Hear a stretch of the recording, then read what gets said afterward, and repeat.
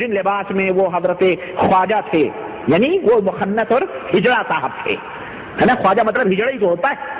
آپ دیکھیں ڈکشنری کی کتاب فیروز اللغات میں خواجہ کے معنی ہجڑا بتایا ہوا ہے. اب مختلف قوموں میں مختلف معنی ہیں بہرحال، لیکن ہمارے یہاں خواجہ ہجڑوں ہی کو کہا جاتا ہے.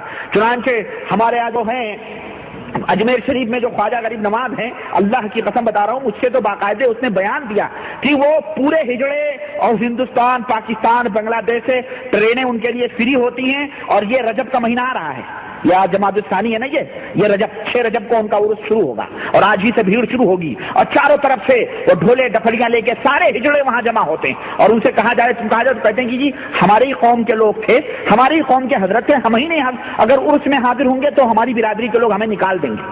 ہمارے یہاں بامبے بھیونڈی میں ایک ہجڑا تھا، وہ یہ بتاتا تھا کہ وہ ہمارے ہی برادری کے تھے. یہ ہجڑے اپنی برادری کے حضرت خواجہ صاحب کو مانتے ہیں، اللہ کی قسم.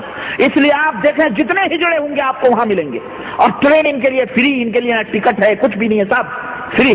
کیونکہ مردوں کا ڈبہ الگ ہوتا ہے، عورتوں کا ڈبہ الگ ہوتا ہے، ان کا تو کوئی ڈبہ ہی نہیں ہوتا، یہ تو بے ڈبے کے ہوتے ہے نا. تو اس کے لیے کہتے ہیں کہ ہمیں کوئی ڈبہ بتاؤ، ہمارا تو کوئی ڈبہ ہی نہیں تو ٹکٹ دو تو ڈبہ دو، ڈبہ تو ہے ہی نہیں تو پھر ٹکٹ کہاں. تو یہ سب معاف ہے ان کے لیے. تو باقاعدہ یہ ہجڑے جاتے ہیں اجمیر کے اندر اور پورا اجتماع ہوتا ہے، اور آج بھی اللہ کی قسم آج بھی جا کے دیکھو چاروں طرف سے ہجڑے ہندوستان سے، پاکستان سے، بنگلہ دیش سے اپنی اپنی ٹولیاں بنا کے جاتے ہیں، اور یہ کہتے ہیں کہ خواجہ صاحب ہمارے ہی، خواجہ تیری دیوانی، خواجہ پیا تیری دیوانی. خواجہ کو پیا کہتے ہیں، اور یہ سب ان کی کیا ہے، پیا کا اس کا کیا ہوتا ہے.